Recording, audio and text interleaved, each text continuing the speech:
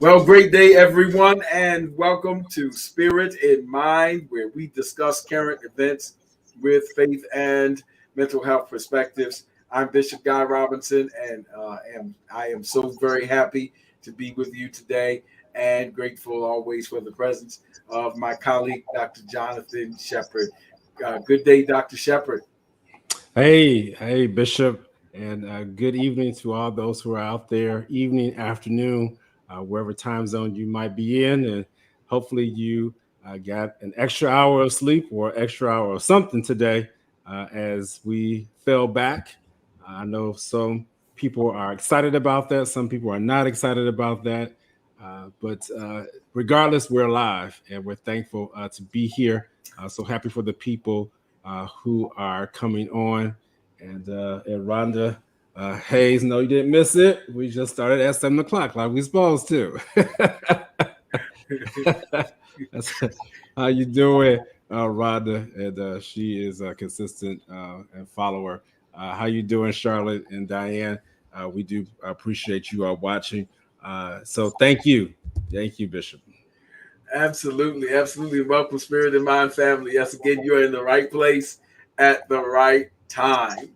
And of course, time has shifted for some of us. We know there's some parts of the country that don't necessarily do the time change. But hopefully, as Dr. Shepard said, you were able to get some rest. We talked a few weeks ago about maximizing that sleep hygiene and how beneficial it can be to us. So hopefully, this was a beneficial and positive moment for you to get in some parts of the country that extra rest. Good evening to Alberta Chapman and to Stacy Bonham and to Lauren Henderson and to Laverne Jones, Mama Jones, as I call her. So grateful you're with us. Kimberly Yvette, we are grateful that you're with us. Please let someone know that Spirit in Mind is on, and we're grateful for your presence. In fact, there's several ways they can connect. So in case you talk to somebody and they want to know how can I access it, Dr. Shepard can go over a few of the ways that you can not only connect to Spirit in Mind right now, but also can connect to each of us because it's all about being connected. Dr. Shepard?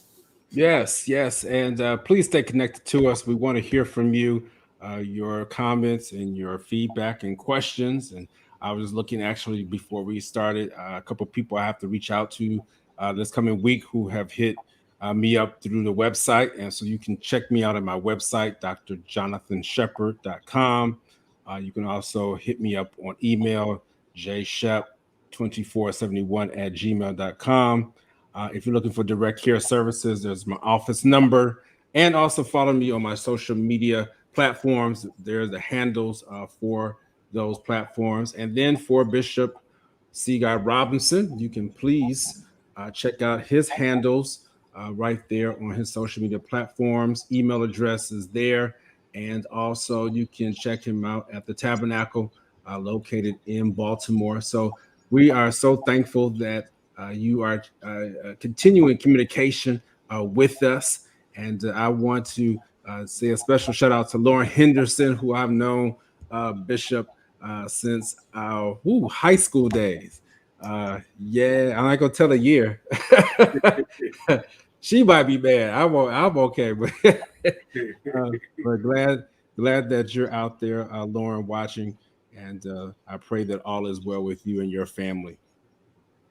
Absolutely, absolutely. And we, again, are all about connection and so grateful for the power of connection.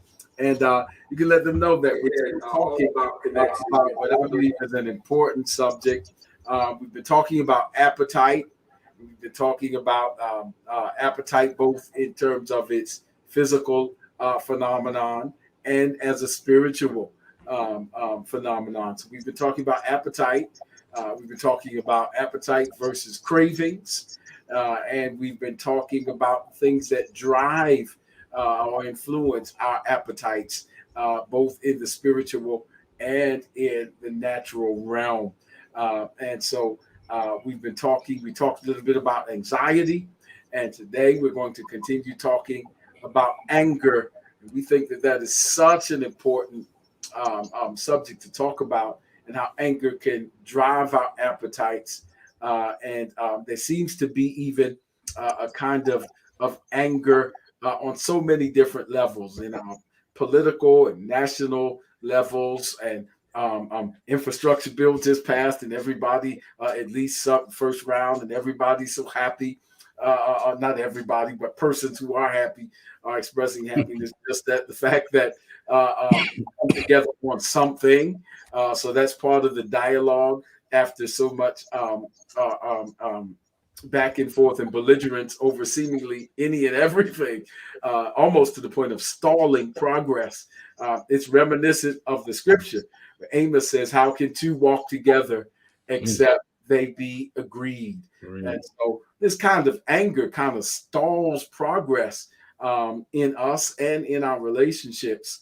And so we've been talking about anger, and of course, things we can perhaps do in intervention strategies, so that that anger doesn't fester and turn into hate and then revenge. And we've talked about some of the distinctions between being angry versus being hateful versus being vengeful.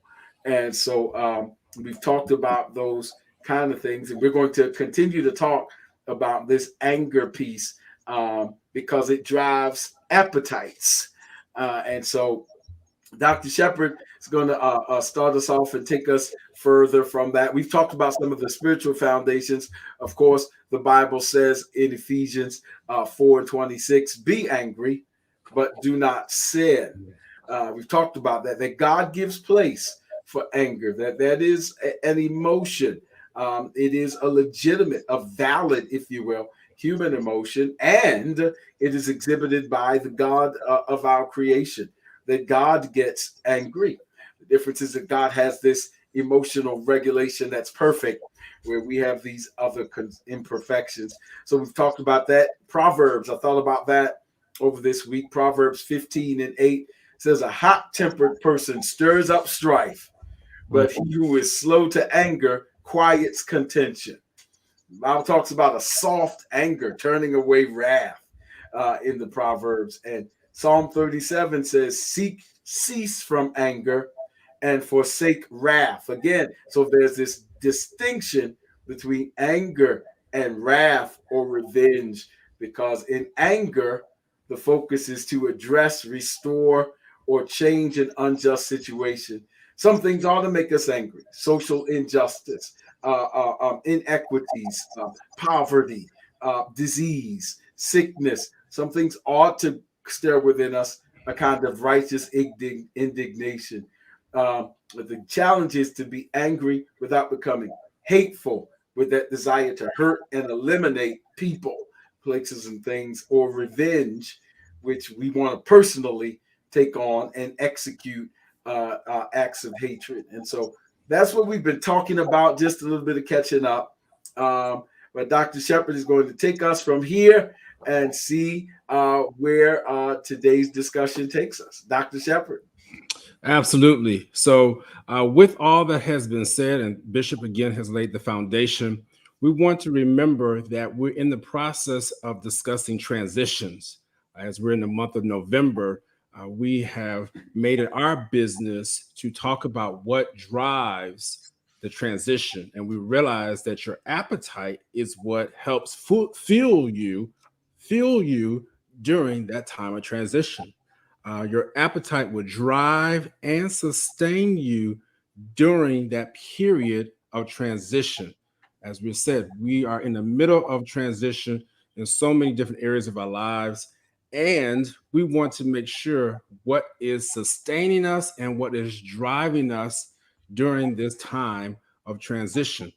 And anger is one of those things that can fuel your appetite, that can fuel you as you go through a transition.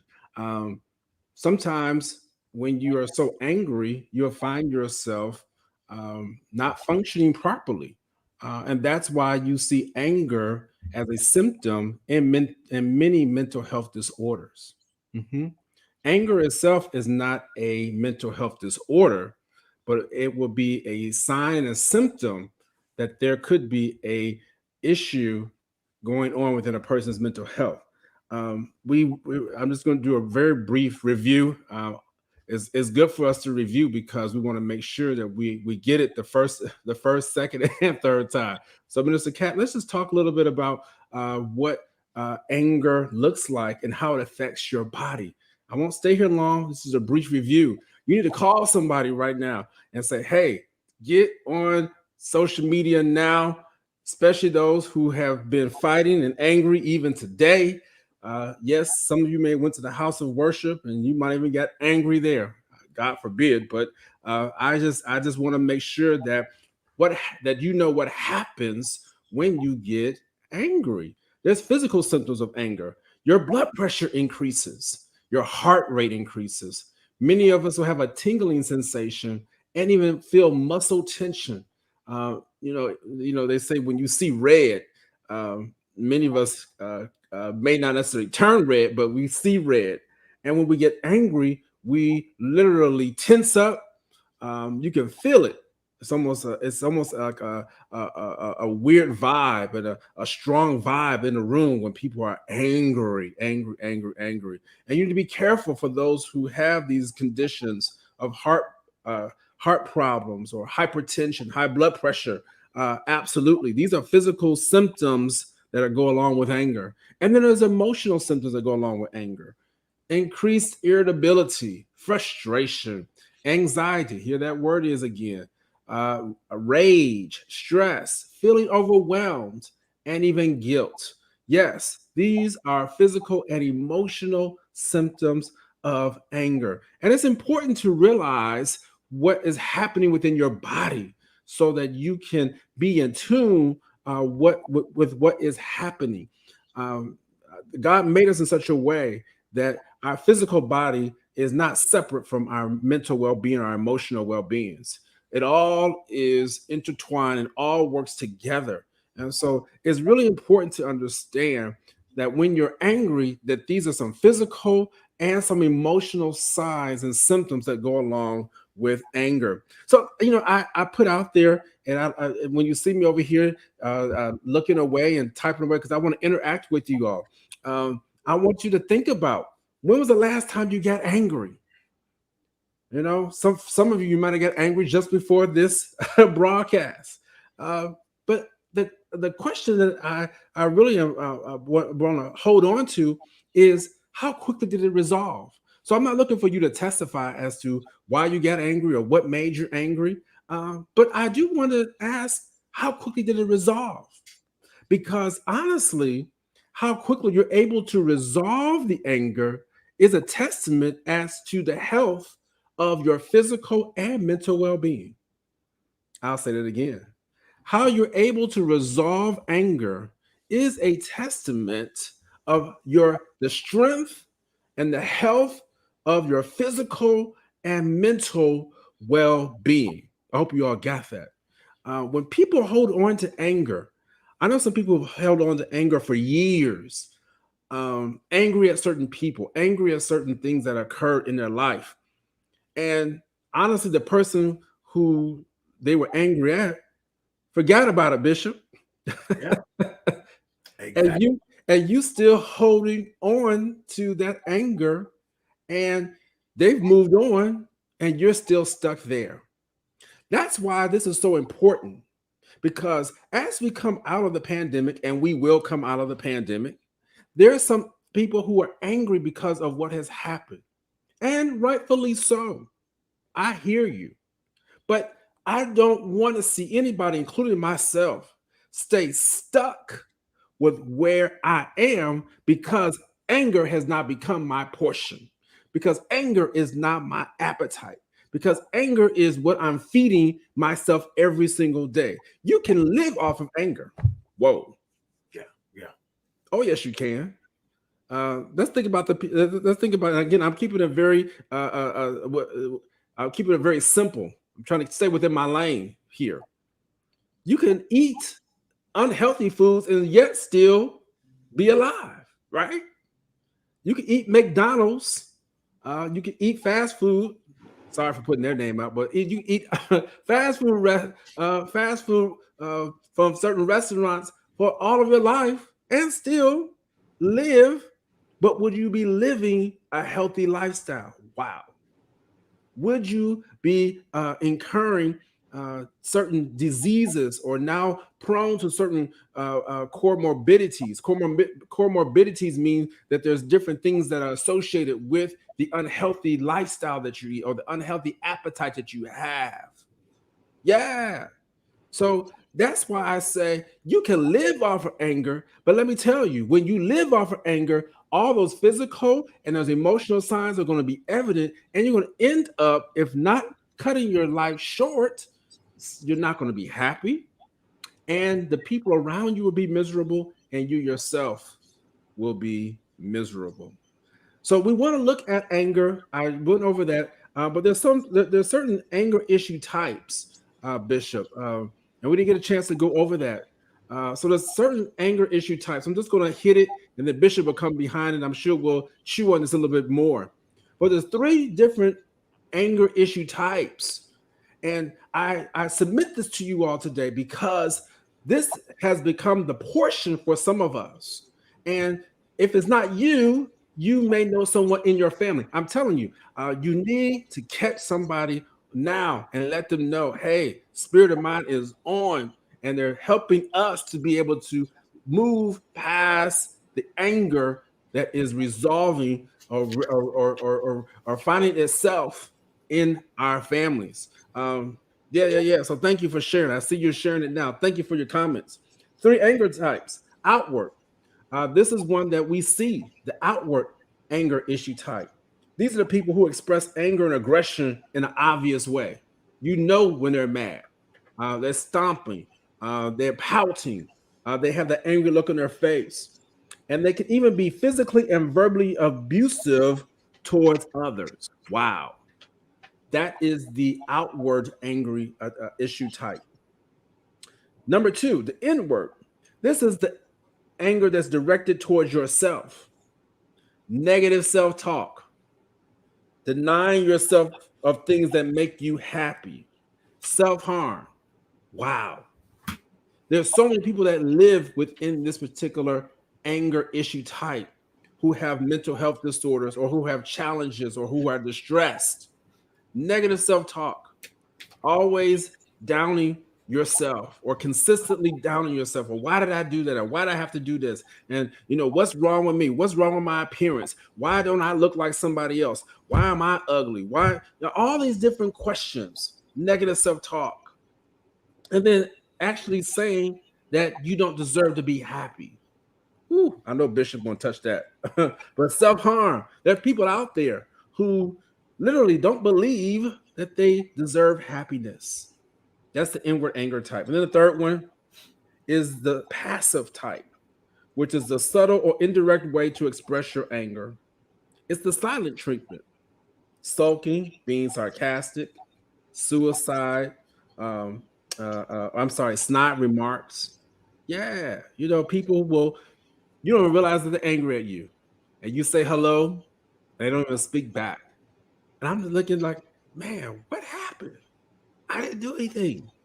Um, so those are the passive aggressive folks, the passive anger issue types.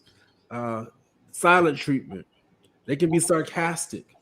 They can be the little snide remarks. You trying your best to bring your organization together, and because they're not in charge, if I was doing it, it would look like this. What? Come on now. We all been there. We all been there. That's the passive anger issue type. And what I'm saying is that we can't ever have this type. I'm not saying that. We may falter and appear in one of these anger issue types, me included. What I am saying is that if this becomes your meat, your portion, your appetite for consistent feeding, you're in danger. You're in danger of not being able to transition properly to where God will want you to be. That is a Selah, um, which means in theology, just pause and reflect and take that in. And Dr. Shepard, I'm so glad you shared that because um, there may be a proclivity when we talk about and use the word anger, which again is just basically defined, basic dictionary definition, as a strong feeling of displeasure or annoyance. And what often comes to mind is that idea of what you identified as outward anger, open, some of the, another paradigm calls it open aggression. That like I'm really upset and it's visible, lashing out in rage, fighting, bullying, blackmailing, accusing, shouting, bickering, sarcasm, criticism, posing a potential threat to self and others, all come under that open and outward anger. But I thought it very powerful that you touched on the passive anger, that passive aggression, denying that we are angry, that silent treatment. You said it, sulking and or procrastinating, Mm. putting off stuff you need to do. Sometimes, in some studies, chronic lateness and passive resistance have been shown to be expressions of resistance and or anger. And so that procrastinating, putting off stuff, is almost like a silent protest or striking. It's like nobody else knows you're angry but you.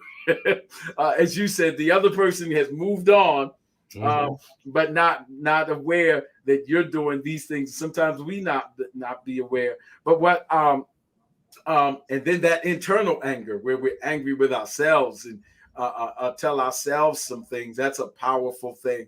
Um, but the other point is that this anger is we could not know it and just think of it in ways that we're being passive, but we don't think of that as being angry. I just think that that's so important. Um, I want to add to that what some researchers call assertive anger. Um, Assertive anger is defined as controlled, confident, communicative, talking, listening, and open to help in dealing with the situation. And I will get to that a little bit more, but that's a little bit more on how to process and handle anger in a way that is productive and can actually move relationships forward. But going back to those passive and open and outward and passive and inward anger things, what I found interesting was there's some research that says all of them are kind of connected to a need to be in control. Mm. Um, um, and Wow. if you're interested, reach out to me. I'll send you that research data. But passive aggression comes from a need to be in control. So it's a way to try to control a situation. And so too does open aggression, a need to be in control. And since we're talking about appetite, that's interesting because it would suggest that there's a craving there Mm. for control. Mm. And so when control is and so that led me to look at some of the triggers of anger, um, and just a few unmet expectations. Um, Again, I was looking for this outcome, but this was the experience. This disconnect between expectation and experience can be an anger trigger. I expected this kind of answer or this kind of outcome, and this was the experience. Can trigger anger. Entitlement, a sense of entitlement that we are due and should expect, and have a right to or are entitled to certain experiences, and then the expectation doesn't meet it. And then the third anger trigger that's certainly not exhaustive list, but just enough for our context of conversation. Would be traumatic events. And thank you, Minister Cat, for that list. Traumatic events is can really trigger anger. Um, Trauma can trigger anger, and I want to distinguish, as some counselors do, traumatic events from traumatic experience. Mm, Traumatic event is the thing that happened. mm, The traumatic experience in this context is how we responded to the thing that happened. hmm. Because two people can experience the same traumatic event, That's right. but not have the same traumatic internal experiences and responses. Right. So one person can have a different kind of resilience, and the other person can have this residual and chronic anger that kind of just keeps driving and feeding certain behaviors. And so our goal is to just kind of be aware of these things and to come into greater awareness of them so that we can get the help that we need as we need it. So I was just saying that to say, Dr. Shepherd, I'm so grateful that you distinguish these different expressions of anger, because there's a stereotype of anger sometimes Mm, as the one that's the more combative in its open appearance. But you helped us to see that internalized anger, or anger turned inward towards ourselves, and anger when we're angry with others, but we're giving them the silent treatment. That's still an effort to control the situation and the circumstance. So thank you for pointing that out, wow. Dr. What do we do in some of these cases? And I saw one of our writers, family members, even asked about dreaming and being angry in dreams. Can we talk about that a little bit? Yeah. So that's a good question. I'd ask for her to say maybe a little bit more specific without giving too much information, because when you talk about dreaming, dreams are such a fascinating topic, because we really don't understand dreams. Dreams occur because of things that happen while we're asleep. Sometimes it's not even a dream. Sometimes it's a night terror, which is different from a dream. Sometimes it's flashbacks. You can have flashbacks about something that happened in your life for real, and literally you have no really no choice or no control over it. It just happens. Now flashbacks can definitely happen while you're not sleeping. We tend to dream when we are asleep, and there's a certain stage in sleep that we get to where we have dreams, and that's called REM sleep. And as a person gets older, they actually dream less, which is very interesting. Will have at least less. I shouldn't say dream less. They have less REM sleep, which is typically where we see where dreams occur. All right. So, is it possible to be angry in a dream? Absolutely.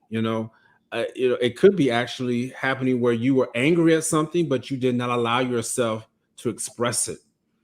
And that's what I'm getting at when I talked about some of the physical symptoms and signs of anger, is that when you don't express it, it literally can raise your blood pressure. It raises your heart rate. It can cause you to be more irritable. You ever walked up to somebody and you thought they would have been angry, and they said, no, I'm okay, I'm okay. And then they can't focus, and they dropping stuff, things that they normally would do, they can't do anymore because they're flustered. They're flustered by this anger. So it is very possible that while you're sleeping, when the mind has relaxed, when you have allowed yourself to not be inhibited, so when you go to sleep, your inhibitions are now turned off. All right. There is a part of your brain, the frontal lobe of your brain, that has or controls.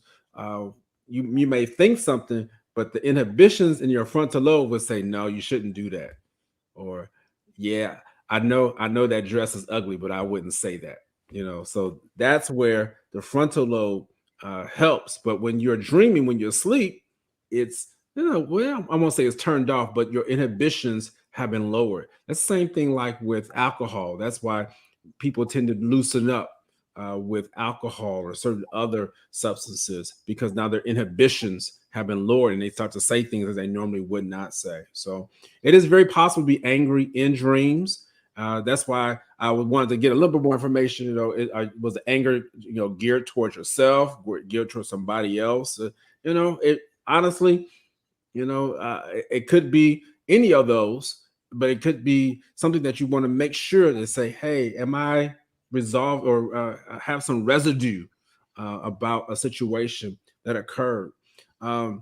Bishop, there also was another question which I think is really key to what you said earlier. Rhonda Hayes said, is it okay to announce your anger to let people know, don't bother me today?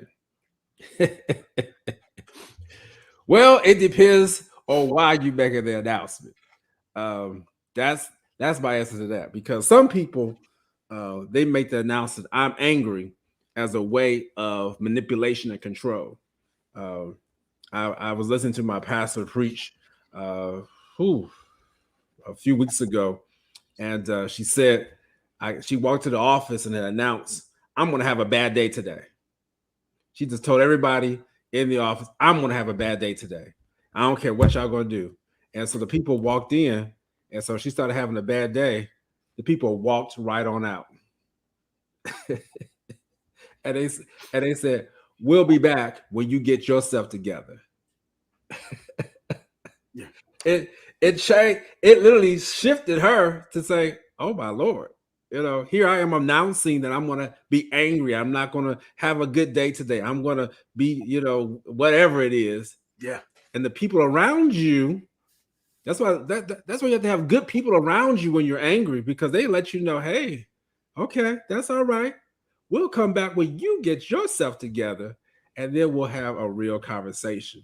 So that's why, Rhonda, I said you have to know what the motive is behind your announcement. You could be have a pure motive to say, hey, you know what? I need a little bit of time right now. The situation made me angry. I need to resolve some of that. Because what can happen with anger, and we really haven't talked a lot about this, when you stay angry long enough, it not only spoils your ability to make a smooth transition, but it will cause you to have bitterness. And the Bible talks about the spirit of bitterness and the root of bitterness. And the root of bitterness many times is anger. And so you don't want to stay angry long enough to where there's a bitterness that has set in. So again, it's all about the motive, Rhonda. You want to make sure that when you're announcing it, you're not just saying, hey, I'm angry, look at me, and I'm trying to control the situation. Because folks will do that in a meeting quickly. Yeah. I've been in it. And I said, okay, well, that's cool. Sometimes I've had to walk out. Well, what's wrong with you? Well, I'll be back when you get yourself together, or it may be the same thing with me. And I've learned how to be able to kind of keep myself to a point to where I don't get angry as fast. So I'll stop right there, Bishop. But I wanted to answer those two No, questions. that's a great segue, Dr. Shepard, to maybe further talk about what I kind of mentioned in passing just a few moments ago in terms of anger styles. And I would suggest in this paradigm, the goal is that assertive anger category. I'll put that back up on the screen or something, but assertive anger is innately relational. Assertive Mm. anger means, again, this paradigm says assertive anger is the way of expressing my anger or articulate, owning it and communicating it to others. Here it is, not to manipulate, but to communicate in a way that actually has the potential to improve the relationship. So that I didn't dwell on that one too much, but it's assertive. Assertive anger means it's saying, I'll define it real quick, thinking before one speaks, being confident and conscious of how we say what we say, while also being open and flexible to the other side. I'll repeat that. Assertive anger is defined as I'm asserting myself, I'm making it known that this particular situation has caused me to be angry.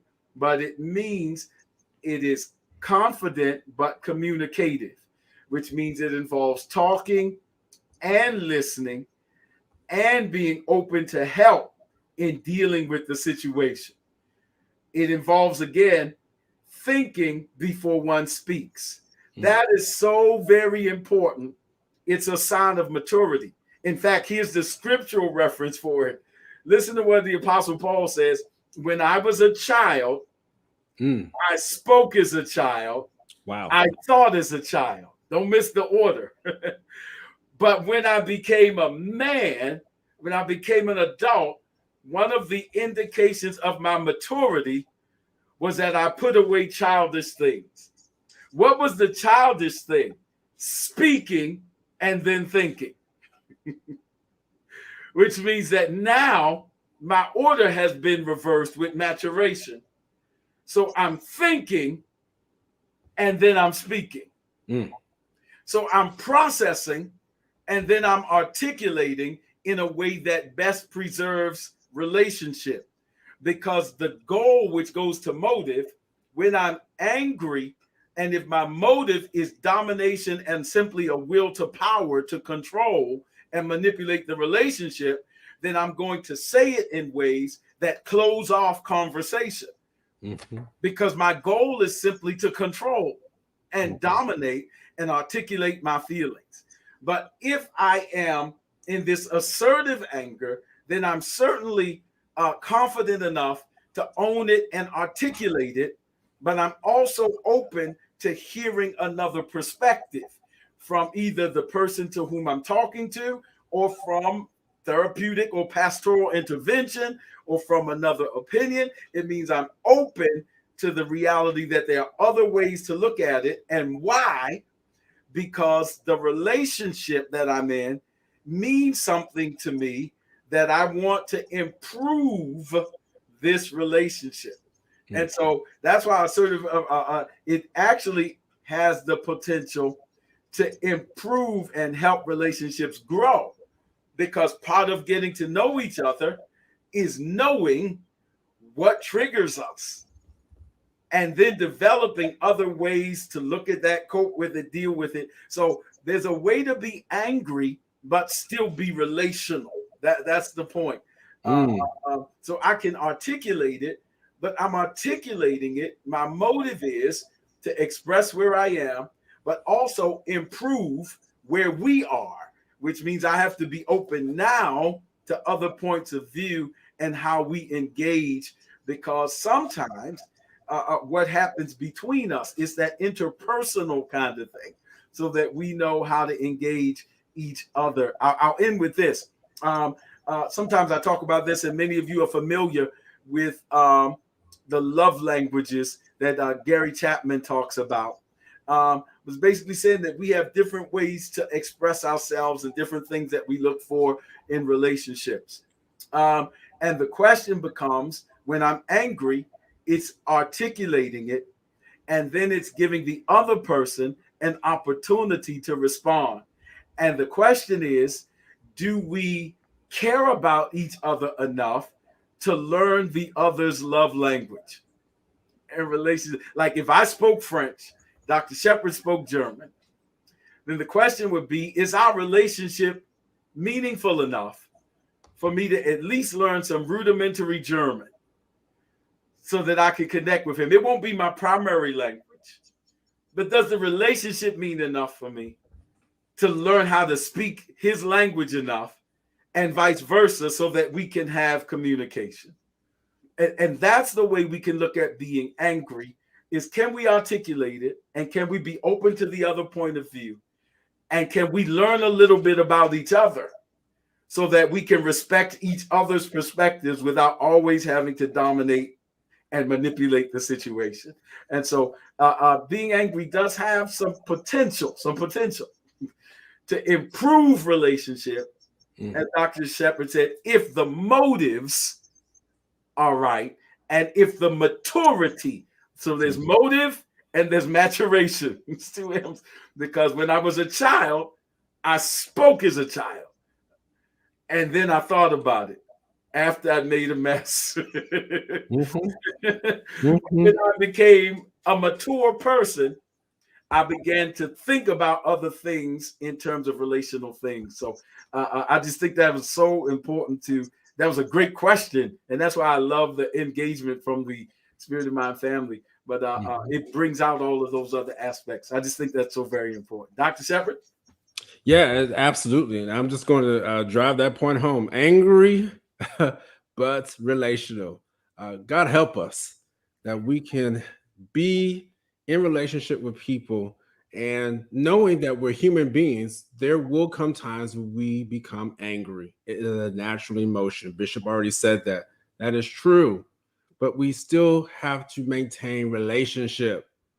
There can be some things that have happened to you due to something that was not your fault because someone did something to you and you're angry at them. There is a way for you to be able to distance yourself from that person and yet still be relational, that when even that person comes around you, you can handle yourself in a way in which it's cordial.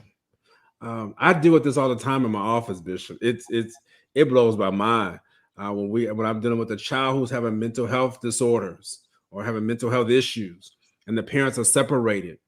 And sometimes I've had some parents who come in together, and even though they don't live together, they may be divorced. They're able to work together. They're able to work with our team so that we can get that child help. Bishop, I hate to say it. On the other hand, there's just some times where I had to recently say we're gonna meet with the father in one room, and we'll meet in the mother in another room. And we did that, and I had to tell both of them, look, I need to bring you all together so that we can draw up a treatment plan as to how to be able to help your child.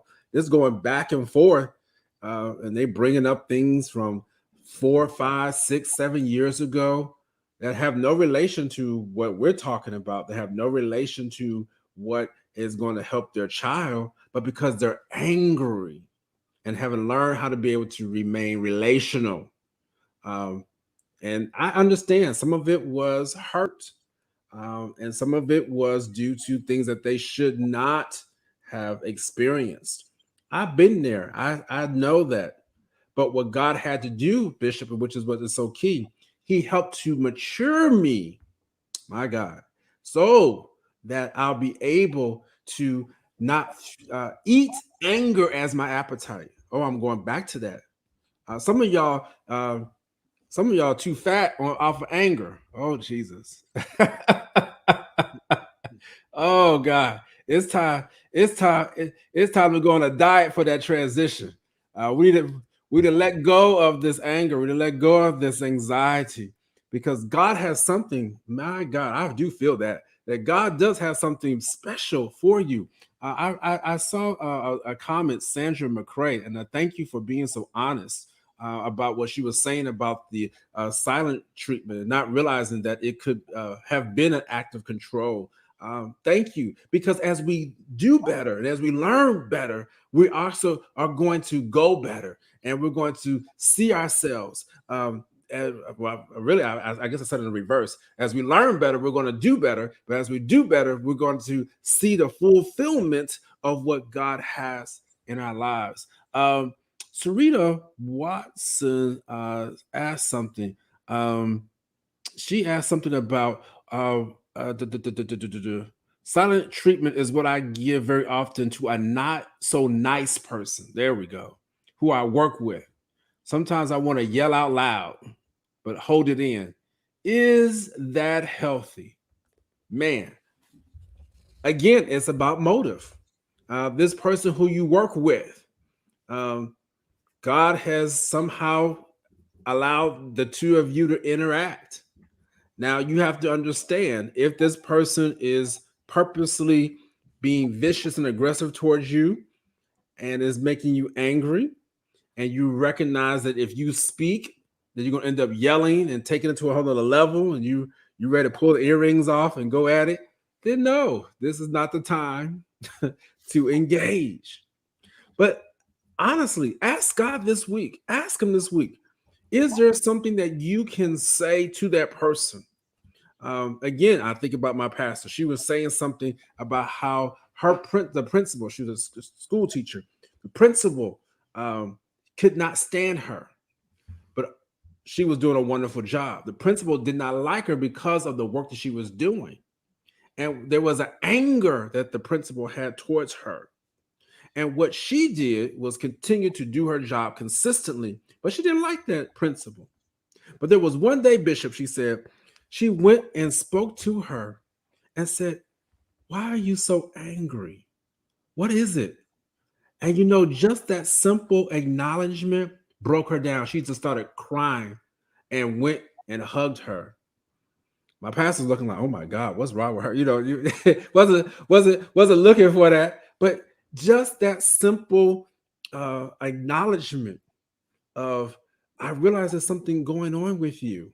So, Sarita, I don't know. That person may have been going through or in the midst of some illness. There may be some trouble at their home. A lot of people carry baggage with them wherever they go. Absolutely, they do. And so we just don't know. I'm not saying that you should be nosy and try to figure out what it is, but you have to keep that in mind. And you do your best, to be consistent with that person. If you're not ready to speak to that person, you might just wave and say, "God bless you," and keep on going. But as you develop and as God matures you and as you are going through this situation, ask God to give you certain times of when to speak to that person. Give them a way in which you can entreat that person to you. I'm not saying you kiss up to that person, but what I am saying is be consistent. Speak to them consistently. That way they'll know that you're not being fake. They'll know that you're being real. So that does work as you are dealing with these situations. I'm just looking at some of these comments because they're flowing in, Bishop. You can take it from here. I don't see any other questions. No, I'll stay in that vein because this is a flow. And Spirit and Mind family, we so do appreciate your engagement because it lets us know that we are in areas that have relevance to what people are experiencing. And even in those interactions with others, because again, anger is one of those things that influence relationships and usually have relational triggers. So what I was hearing was that even when we're dealing with others, we're taught the same thing. I'll go back to what you said, Dr. Shepard, about when you were meeting with persons who needed you needed to meet with separately before you can meet with collectively for the unit. And you have to do the same thing in pastoral care and counseling moments, that sometimes you have to sit with one and sit with the other, in part to assess whether they are ready to tie into a bigger picture. If there are intermittent explosive issues, then that will, and you have to say that, listen, if you can't control yourself, we will stop meeting. I will shut it down. That terminates the gathering because that's just unacceptable. So you need two things in terms of being angry and if the relationship is going to move forward. And I put them as, from what we've been talking about, self-discipline and spiritual discernment. Self-discipline and spiritual discernment, which means that ability to articulate our feelings, our anger, and still be in control. It was reminiscent of Proverbs 25, I believe, verse 28 says that a person who has no rule over his own spirit is like a city that is broken down and without walls. It means anything goes. I have no restraints, no abilities to self-regulate. And so if I deserve, and so that lack of self-discipline, where we can't articulate ourselves without becoming combative instead of meaning to be relational. Even in that example, the relationship is the child. It's the family unit. If you can't get past the immediate emotion enough to see a bigger picture, then it might not be ready yet. But that self-discipline is key. And we aren't always modeled that. There are sociological influences here that, again, we see anger in our country, and we see it expressed in so many ways of acting out, on in something as simple as an airline flight. And you get instructions, and the person just totally shut. And then it affects everybody on the plane, because anger affects relationships. So then there's an emergency stop, and everybody else who needed to get somewhere has been delayed because of a lack of self-discipline. Wow. So it's not just about us, but we are living in this very selfish world where our anger, and we just feel like we have license to express ourselves in any kind of way without self-discipline. The other piece of being able to be angry with relationship preservation or improvement is not just self-discipline, but secondly, spiritual discernment. That is just to really say, Lord, help me to see where the source of this anger is, because as we talked about previously, sometimes the anger is misplaced, it's misdirected, sometimes it's triggered by past traumas. And so, Lord, help me to see where this is coming from, and help me to even see, this is the hard part, help me to see and have spiritual discernment with the other person. Wow. Help me to see them not just as a nemesis. Wow. But help me to see them as another human being with past brokenness. Mm-hmm. And to what degree are they projecting things on me that don't belong to me, so that I can help them understand that I am not the person from your teenage years, right, or the parent that you have issues with, or we call it imago, the images that you have from past brokenness, that I'm not that person. So help me so that now I even deal with them with a measure of compassion for their humanity, even as I am still angry. That takes prayer. I know y'all already said that, but that sounds real churchy. Well, no, that is the goal. And that's why it takes prayer. Lord, show me and show me that other person. So I don't just automatically see them as 100% villain, and I don't demonize them, and I'm rebuking stuff and all that and rebuking them. But help me to see it so that I can express myself, but even be open to being a vessel of ministry. Because if hurt people, as they say, then healed people can help people. Mm. So God, help me even to articulate my displeasure and my issues in a way that leaves the door open for you to minister to this person, so that our relationship can improve. Wow. Absolutely. Yeah, that takes prayer now. I'm not saying that's easy. Right. Yes, sir. And I'm just going to emphasize what Sarita was saying, because we just answered that question. But I made mention in the comments that some of the people who are angry, they're angry because of chronic pain. There's some physical conditions, and even mental conditions. Their people are in pain when they're depressed.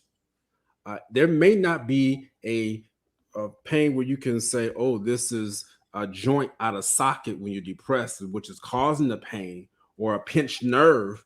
But when a person is having a major depressive episode, they talk about a physical pain, Bishop. They talk about somatic pain. And we have to understand that there are people who are experiencing things that they have never felt before right now. There are people who are anger and anxiety and apathy are out of control, and they're allowing that to be their appetite in which they fuel their decisions. They're fueling the things that they want to do, their moves, and the things that they are even guiding themselves. They're guiding it through anger, through that lens of anger. And I hear you, Bishop. I pray that God will resolve the anger and he'll change the lens and he'll continue to mature us because Sarita, and I hear you, you know, the person suffering from a chronic medical condition or physical condition, absolutely, that's going to make you angry. The pain, the fact that they may not be able to do what they used to be able to do previously, you know, those deficits, that disability, that definitely would make people angry again. I can think about one of my dear friends who now is paralyzed. And so she battles with anger, knowing that some of the things that she used to be able to do, she no longer can do anymore. You know, there are people out there who they've lost jobs, you know, they've lost loved ones as we're approaching Thanksgiving, we're approaching Christmas, and people are allowing the anger to overtake them. I pray to God that you hear this particular broadcast. And as someone just said, show me me, God help me. Yes, it's going to be hard. Yes, it's not going to feel good. Anytime that you're growing, comfort is not a part of growth. I'm not sure who taught us that, but there comfort is not part of growth. I'll just say it like that. When you're growing, it is uncomfortable. When you're stretching, it is. And Bishop, you know, I'll just take a quick point of privilege here because even in this season where I'm at personally with my family, I suffered another loss. My aunt died, and for those who have followed me and following Spirit of Mind and followed me on social media, you know that this is now the second death in my family within 4 weeks, actually less than 4 weeks, both of my father's siblings. And I'll be honest with you, Bishop, there is a time where I felt like, God, why? You know, why would it be so close? Why is it that this is happening? Um, Multiple deaths. You know, I teach about that cumulative grief, and that anger was rising up. You know, and I said, God, you got to help me because I don't want anger to be a part of my portion as I go through this. That's now I know anger is a part of the grief process. Remember that. So I know that some of what I'm feeling is natural. Okay. So I'm not discounting that, but hear what I just said. God, I don't want the anger to fuel my appetite to where that's all I'm eating right now. No, no, no, no, no, no. I got to make sure that I'm eating a balanced diet. What's a balanced diet? And I'm going to end right here. A balanced diet, spirit and mind. We want to make sure that you're hearing God's word. You know, you're reading your Bible. You're reading the books that supplement God's word. You're reading things that will stimulate our minds. You're staying around good people who will challenge you and who are not just going to co-sign with you. It's a girl, you know you need to be angry at him and this and that. Come on now. We need to stretch ourselves and make sure that we have the right people in place. And I'll start right there because that's a whole other lane I could go down. But we want to make sure we're eating a balanced diet and not just one of anger. Absolutely, Dr. Shepard. And I know I speak for our Spirit and Mind family, as we've said to you privately, Minister Cat, our engineer, and myself. And I know the Spirit and Mind family will echo this with me when, and some persons already have put prayer signs in the chat line. So we are praying for and with you and your family in these recurring, with these multiple transitions. We pray that the peace of God will guard hearts and minds of you and your family through this season. And thank you, Spirit of Mind family, for echoing that and amens, which means it is so. And we stand in agreement that God will be your strength in this season. And so as we prepare to close in our final moments of Spirit and Mind, we hope that this discussion about anger has been helpful. It certainly is human to be angry. It is a part of our makeup. But the goal is to handle it in ways that have the potential for us to grow and not for us to stagnate or regress. And so we pray that for those of you, okay, you had a moment, uh, um, let's get on track. Let's do what we need to do. Ask God to show us and help us to move forward and even see people differently. Um, Information and knowledge and revelation bring power and responsibility. So Yes. now you may have to be the conflict de-escalator. You have different tools now. There's a different grace that rests on your life, and you can see people differently. God's giving you self-discipline and spiritual discernment to see beyond people's initial presentations and see their pain and their potential. And may you be able to speak to that as an instrument of God's grace and mercy, having been recipients of God's grace and mercy. All right, so be angry, but sin not. Dr. Shepherd, any closing words before we say farewell? I thank you all again. I'll say it publicly. I put it in the comments. Thank you all for your prayers and continue to pray. Pray for my family. You just say Shepherd family. Yes, please do that. And I want to encourage you all. Continue to stay with God. I'm hesitating because I want to make sure because I want to go down this lane too far, but we want to make sure we stay safe.